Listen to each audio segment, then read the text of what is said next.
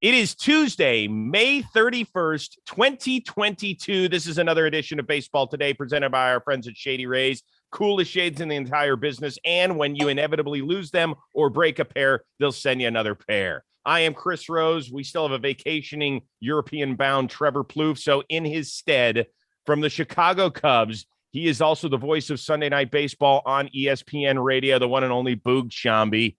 My good friend, how are you, sir? It's great to see you, man. How you doing?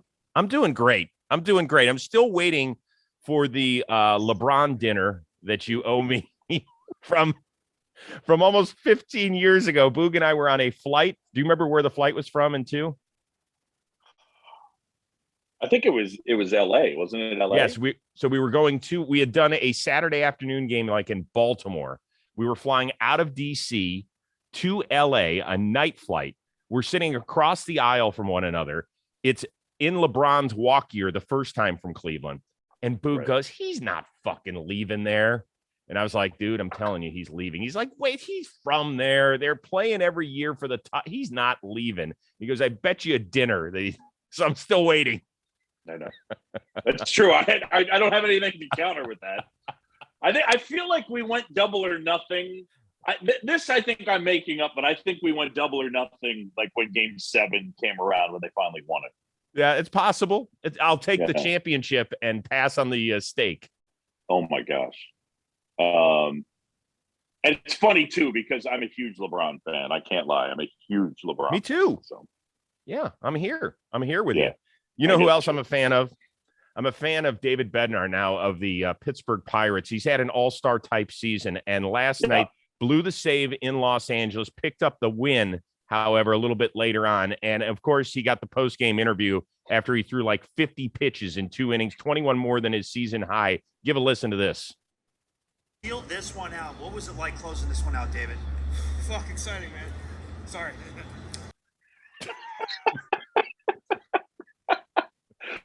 So genuine. It's so just genuine and fine. And whatever. Everybody will be okay. Yeah, right. You know, here's one for you. Can I give you one? This Please. Is just a random one. I always like to say this. I don't have kids. But in terms of profanity, we get worried the kids are exposed to profanity. Have you ever heard this sentence? Yeah, you know, like Jimmy just heard the F word so much as a 6-year-old, and now as an adult, he just can't stop saying it. Like, everybody will be fine. Like, even if you put that on it's fine. It'll be okay. That's my take. Thanks. Are you kidding me? Everybody. Jimmy and Jake were there with papers in hand to hire him at John Boy Media right after he got off the field. I love it. Who are we kidding about? Listen, we got a lot of stuff to cover with you today, including the amazing work you do in your charity work through ALS, and it is very, very important. So we're going to get to that momentarily. I do want to start touching your brain on some baseball stuff, because not only are you the voice of the Cubs, but you've been national for decades now, one of the best in the biz. And let's start with a real interesting series on the East Coast. You got the Angels, who are slumping. They've lost 5 in a row. They're at the Boogie Down, best team in the American League, the New York Yankees, starting a 3-game set. Do you feel more confident at this point of the season the Angels would win a single playoff series, or the Yankees would win the entire thing? I know the way the Angels have been vibing really recently. I still would have to say the Angels winning a series. Winning a World Series is hard, man. It's just really hard to sit there and feel like, I mean, we watched the Dodgers the last 5 years now win one World Series, putting elite team after elite team after elite. The idea that they're, you know, the best team most years doesn't end up, you know, factoring into what the final result is. So I got to go with winning a series as opposed to winning the World Series. And I'm probably taking my answer and moving it away from the intent of the question, but just by the very nature of the question, I just think to sit here and feel confident that a team is going to win the World Series. I would say I like the chances of Joe Maddon's team winning a playoff series. Me too. And I agree with you. It's funny because obviously I follow a lot of the Yankees Twitter and what they say. They're very prevalent. They're very passionate. And they're like, dude, this team, if we could just swap out Hicks and Gallo, we're punching our ticket all the way and we're going to win the whole. It ain't easy, man. It's all about how healthy your pitching staff is come October. It's about the matchups. You can just get a quirky little matchup. Like last year, let's remember, we had 10 playoff teams. Where did the Atlanta Braves rank in terms of regular season victories out of those 10? Last. They had to go against Milwaukee, who we were like, oh, man, with that three-headed pitching staff, and then they've got the bullpen and all there. No way they're getting past the Brewers, and then they're definitely not getting past the Dodgers. They're definitely not. And if they have to deal with the Astros, you can forget about that. So they beat teams, I think, with 95 wins, 106 wins, and 95 wins. And then here's the even better part. Rose, they never faced elimination. Well, that's great. They didn't face elimination the entire time. So, like, that's what ends up happening. You get into it, you get hot. I mean, in the World Series, their bullpen got more outs than their starters. Didn't matter. You know what I'm saying? So, it's just one of these deals where it's just so difficult, and a team gets hot and something quirky happens, and you don't know. I think I've talked with Dodgers fans and people in the Dodger organization. At times, I think you can get a little confused when it keeps repeating, and it's hard. I get it, but sometimes you just lose. Sometimes. Everyone wants to go to, we lost because we're flawed. We lost because we don't do this well. We don't do. No, sometimes you just lose. Sometimes over 162, no best team, like you're seeing it. But over a short series, sometimes you just lose. And I love the old, well, if our manager just, push the right buttons thing. Sorry. Like, first of all, we know that half the scripts are sent from the producer and director of the skit anyway, up top. So, I'm with you. This is far and away the hardest sport, right? In the NFL, your quarterback's touching it on every play, and it's so slanted toward the offense these days. In basketball, the best player can make such a difference. In baseball, okay, put up 4 fingers. Let's walk the best player. See you. Right. You're out of here. I'm not going to let you beat me. So there you go. Last day of May here. Biggest surprise so far for you this season? It could be anything. It could be positive. It could be negative. It could be team. It could be individual. It could be the fact that I reached out to have you host the show today. Not an answer. Does it have to be one? I'm a go multiple. Right. Go multiple. I'll give you the first one, and it's not a surprise, but it's just a testament to how good he is. It's like when you sit here and look at Mike Trout last year. And the injury-plagued season he had, he's not a young guy anymore. And then the shortened season the year before that. And, oh, by the way, who's leading the league in OPS? So, like, now he's healthy and he gets back out there, and he just reassumes his mantle as best player in the game. Holy shit. Like, is it really that easy for you, Mike? That's incredible. I don't think we do you understand what I'm saying? Like, last year, he's totally banged up. He hadn't played very much, and he comes back. Now he comes back and he's healthy. Yeah, and you're exactly what you were. And this is the one sport it doesn't work that way. Yes, in the other sports, like Kobe wouldn't have an off year where he'd just go for like 16-5 randomly. But in baseball, it can happen. And here comes Mike Trout. So I appreciate the greatness of Mike Trout and just that consistency of it. I think the other thing on a negative standpoint, I thought the White Sox were going to be better. I definitely recognize the injury component, but I thought they'd score more. Again, they have not been healthy, but I thought the White Sox would be better. And that's probably stuck in my brain a little bit just because the Cubs just saw them. So those are two of the things that have jumped out to me. But look, there's always interesting things, and I'm sure you have a million that you could throw at me that I would comment on as well. Okay, so for me, team-wise, Arizona Diamondbacks, they're still under 500, but they're 24-26 through 50 games. They went 52-110 a year ago. Yeah. 52. So if my math is right, that means they have to go 28-84 to tie last season's mark. I'm confident they'll get there. I'm happy for Torey Lovullo. Good dude. Yes, great dude. Actually had some pitching that has developed. They have a few young guys, and they're in a hard-ass division. So if they could get even 75 wins, if you make a 23-win improvement, you get a gold star on my chart. Yes. Are we handing out gold stars? That's some old person stuff right there, right? I know. There's got to be a generation listening to the show that's like a gold star. Where are you getting golds? What do you mean? You know like what? A sticker?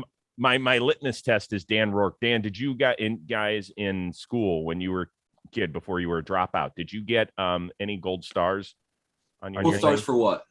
Okay, forget it. Move on. That's a no. All right, I'll take that as a no.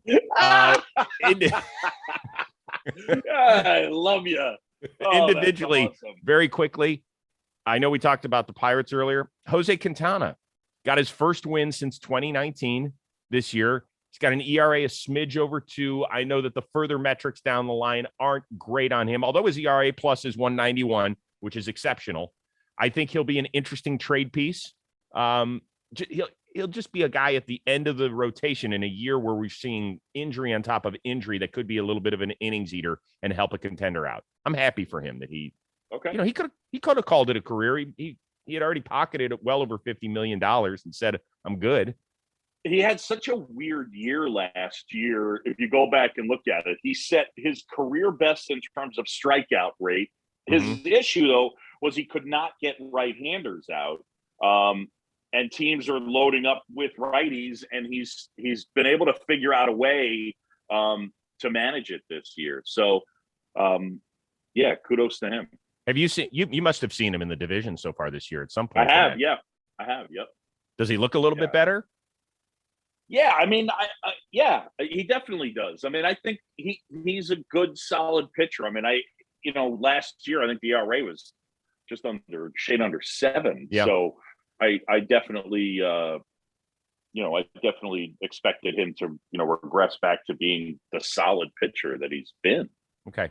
All right, let's move on. Jose Ramirez, my guy in Cleveland, hit the 50 RBI mark. He is on pace for 184. In the meantime, Aaron Judge has slowed down just a little bit over the last few games. He's still on pace for almost 61 homers. Would you rather see somebody get 170 RBI in a season or another 60 homer season?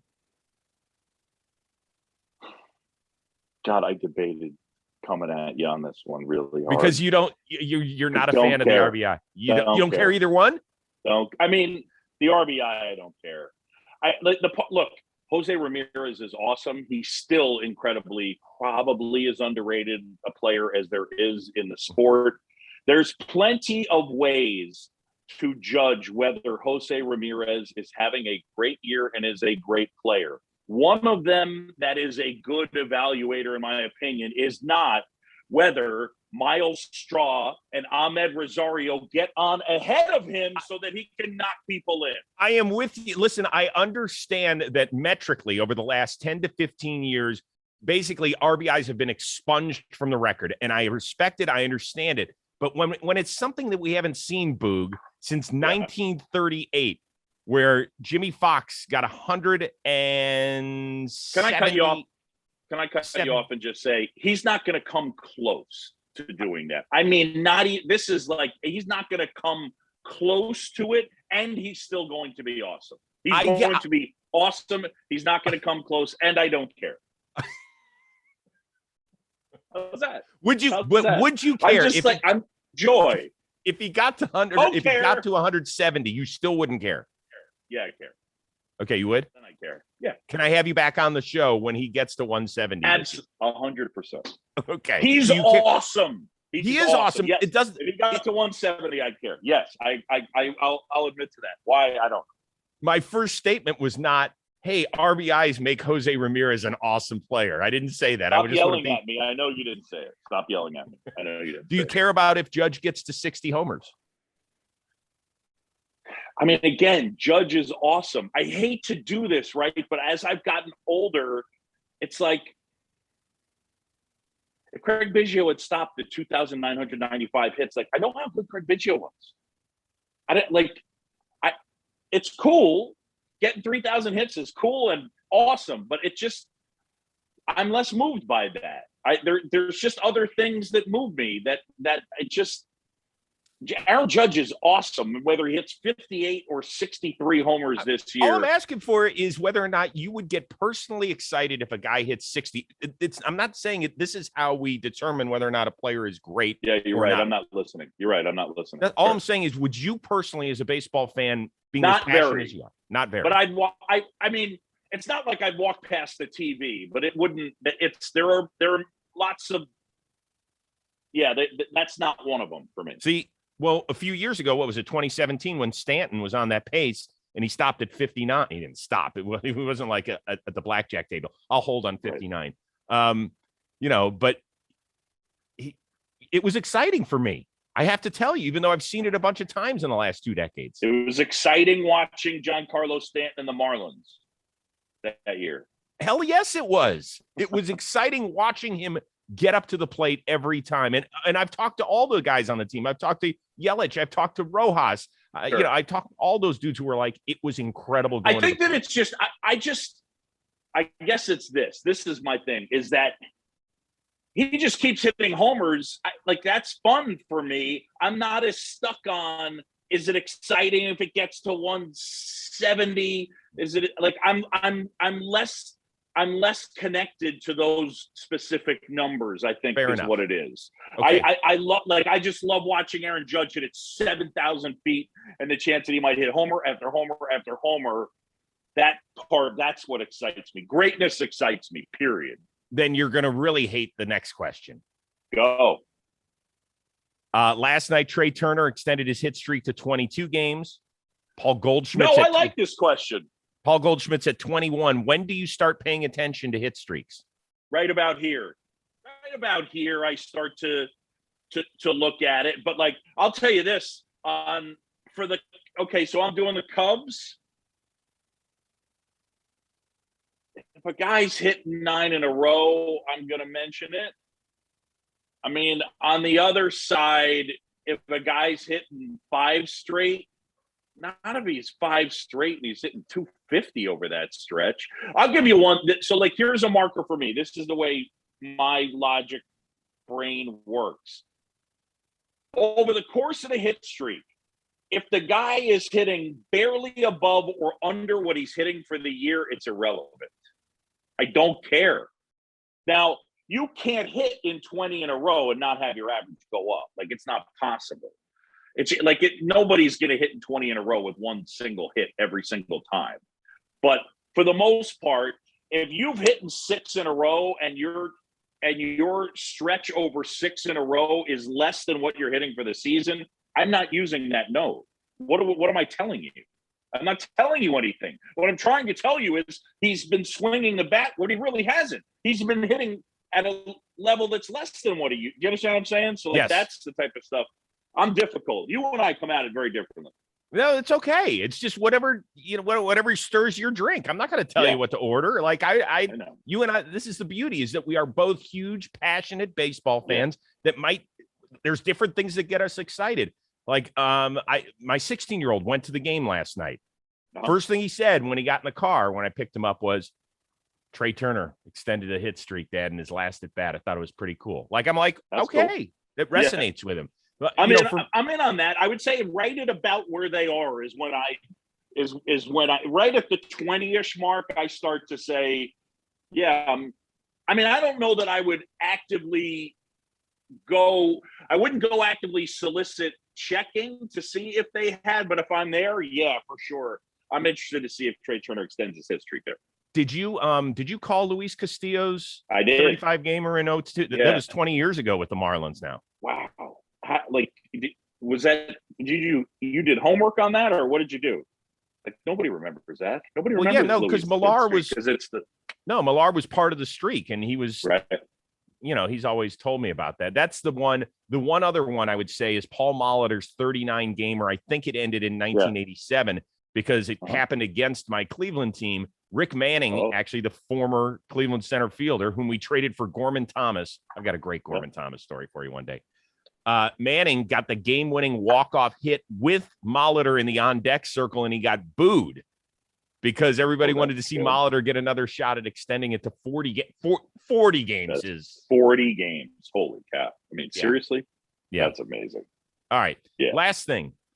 I'm going to tap into your baseball broadcasting brain here. Yeah. We can set the DeLorean. We can put you in a time machine for any game in the history of the sport. Yeah. What moment would you like to call? So here's what's challenging about this. Because the moments that we've seen, we've already heard the calls. And I don't, as a broadcaster, have a fantasy about redoing it. So I just love seeing Bobby Thompson's homer and hearing Russ Hodges call it. It's not like I'm sitting here thinking, well, I could do better. Or even, look, Gibson's home run, I still think you had Jack Buck on the radio and Vin on TV. And Vin says, in a year that's been so improbable, the impossible has happened. And Jack says, I don't believe what I just saw. I don't believe what I just saw. I mean, there's a million of them. One of my other all-time favorite ones, Red Sox fans, I'm sorry. If you're bored, this is broadcasting dorkiness. You push my button here. 1986, Game 6. Vin Scully's call of Mookie's ground ball is incredible because the ball gets hit and Vin, as it's on TV, is slightly behind the play. And the ball goes through Buckner's legs. So here's the call. The call is little roller up along first. And then it hops through Buckner's legs. And so when it goes through his legs, that's when Vin's voice goes up. So the call is little roller up along first, behind the bag. It gets through Buckner. Here comes night, and the Mets win it. And it's amazing to watch it and to hear it. Little roller up along first, behind the bag. It gets through Buckner. Here comes Knight, and the Mets win it. It's just so all of these treasures that we have in these spectacular moments. I would take your question and be more inclined to. I'd like to get in the time machine and just go see what it was like really to see Babe Ruth play against other players and to see what that was like. And if there's one place, I think more than anything, I probably would like to go and observe. I'm sure there's a part of it that would be ugly and sad, but also I would just really want to see it. And that'd be Jackie Robinson's first game. I think that would probably be the one for me, just to be there to see it. But we've just, all these moments, the calls are part of the art Absolutely. and the history. So I don't sit here and say, man, I wish I had called that. It's just, I don't know, hopefully there's some call out there in the future that is for me or mine. Hey, listen, you did a better job with this question than when I had written it, because you gave people what one of the greats of our generation, that's what you are to me, what you hear in the calls of, these legendary calls that we all know. So it's good. I love hearing that stuff. It's just, there's just so many of them, so many, great moments and just I love seeing, is it the 71 All-Star game when Jackson hits the home run off of Doc Ellis? Yeah. And Kirk Gowdy, it hit the roof. Like he has the flat Midwestern. It didn't hit the roof. It hit the roof. It's just Good so, stuff, I don't man. know, man. I love that stuff so much. So I don't ever think in terms of, well, I'd love to have had a chance at calling that. They're all just this collection of awesomeness. Hey, listen, one of the reasons I wanted to have you on, in addition to your amazing baseball acumen, knowledge, and just the way you deliver everything here, I knew you'd be great at answering the questions, but your passion project, we can see it over your shoulder, the Pete Frates jersey, the 4 ALS. Where do we stand with everything, and how can people help out? I appreciate it. My story quickly is I was born in Philadelphia. My parents met at Drexel. Dad's side got their hooks in me, Phillies fan. Moved to New York when I was 7, resisted the power of the Yankees and the Mets. I grew up on Roosevelt Island and met a buddy when I was 7 years old named Tim Sheehy. Stayed good buddies with him. Whole group of us did. And in 2005, he was diagnosed with ALS. We lost him in 2007. The one street where we live in New York City is called Main Street on Roosevelt Island. So Tim founded our charity called Project Main Street. Our first event, Tim played soccer at the University of South Carolina, and he played with the drummer from Hootie and the Blowfish. They played our first event. We took half the money, gave it to Tim and Katie because they were being crushed financially. The average out-of-pocket cost for somebody with ALS is $250,000. Average life expectancy is 2 to 5 years. It's 100% fatal. So we operate in a very small space in terms of most of the money goes to research. Unfortunately, we're not close to a cure. Not much closer than when Lou died from it. So, Lou Gehrig Day was something that I had been pushing on the league for, and eventually a group, the Lou Gehrig Committee, worked with the league, and now June 2nd every year, which is the date of his death and the date that his streak started. So this, June 2nd is Lou Gehrig Day, and it's just a chance to me to raise awareness. So I'm working with, it's pinned on my Twitter page, but Obvious Shirts.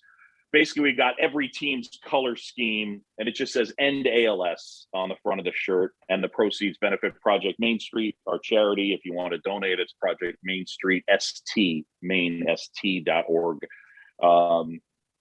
And every dollar goes to help somebody living with the disease. So, on Thursday, June 2nd, we'll honor Lou Gehrig. As a note, I think this is important in terms of the disease, but the first number ever retired in any major professional sport is Lou Gehrig's number 4. So to some extent, the reason that we have retired numbers, that those flags and numbers are flying everywhere, is because Lou Gehrig got ALS. So I just want more people to know about the disease. Pete Frates, who passed away a couple years back from ALS in 2019, he was one of the lead guys, along with Pat Quinn, for the Ice Bucket Challenge, and just trying to remind people that these folks are out there. It's look, if you don't know, it's a neurological disease. Effectively, for me to move this finger, my brain sends a signal to my finger, and slowly the pathways get shut down, and I can't send that message. So I lose movement in this finger, and then I lose movement in this hand, and then this arm, and so on and so forth. But your mind is fine. And so what ends up happening for these people is that as you lose mobility and eventually your ability to speak as well, your world gets smaller and smaller. So, for me on Lou Gehrig Day, I'm just trying to make people who have the disease feel seen and connected. We try and invite. The Cubs have been incredible. Marquee Sports Network has been incredible. Just trying to get the word out there. And then, man, I got to tell you, like, Chris, you and I have known each other a long time. And one of the things about our jobs is connection. I think it's the same thing where you and I are the same in this one. Look, we work in sports, we work in the toy department, but we get to connect with really great people, like a person like you, like somebody like you who's got a great heart. And we meet all these people, and one of the things, you work in a charitable space, you say, I need your help. And when I tell you, I made all these shirts and I sent them out to teams. I really wanted the managers to just sort of, from a leadership, and to have Tony La Russa texting me a picture in White Sox colors of End ALS, and Joe Girardi and Craig Counsell, and Bob Melvin and Kevin Cash and Aaron Boone. I'm pretty overwhelmed by the support of all these guys. Miguel Cabrera, Jose Ramirez, Terry Francona. I mean, just the pictures are all on there. So, God, that was the long-winded answer. I'm sorry. But look, it's personal for me. On Thursday, I get a chance to talk about my friend Tim Sheehy. And it's sad, but I also get a chance to remember him every year. We get to talk about him every year. So that's it. Just really want to raise awareness. And again, for our charity, it's not for research. I will help anybody advocate for ALS research and raise money if you need my help, I'm here for you. Our specific charity, and Tim, we know, was someone that didn't have a ton of money and they needed help financially. So that's what we do at Project Main Street. And it's just one of these, every dollar goes out. So like, I don't even know that I should say this, but like, it just goes in this churn thing where over Lou Gehrig Day, we're going to raise a ton of money and we're going to give it out. But like right now we have 18 patients in a queue and we have $19,000 and we have to wait until we get our money in so we can give that money, so we're going to get hopefully a few $100,000 and pass that around. So anyway, thanks, man. Listen, we're gonna put everything that's important in the description on our YouTube baseball channel. John Boy Media is going to help flood the market and make sure that everybody understands how important it is. And let's make it a purpose. We have a wonderful community here. What Jimmy and Jake have built up is spectacular, and we have people who are willing to help. And I know I'll be helping on that day. And it's because I love you, brother, and I'm just so proud of everything you have done. And I know that Tim would be proud. There's no question. Yeah, I hope so. Thank you. Yeah. Good Lord, was that a long answer for me? Yeah, but you know what, dude? Dan, you got a timer on that? Holy cow. It's okay. It's okay. We're keeping the whole thing because it was that special and it was from the heart, and that's who we are, man.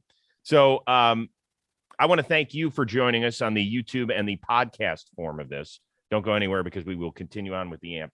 But we will continue to watch and listen and support the foundation and everything else that is good in the world of Boog Sciambi, including that dinner you may or may not owe me. I owe you. I think I owe you. I think I just made up the Game 7 thing. I'm not sure. I feel like we double or nothing, and I thought I would now. Yeah, who knows? I'd be delighted to buy you dinner. Yeah, we'll check the tape on that one. Special shout out to our producer extraordinaire, the non-sleeve wearing, mullet wearing, non-gold star on his chart sort of dude, Dan Rourke. For Boog Sciambi, I am Chris Rose. Thanks for tuning into Baseball Today here on John Boy Media.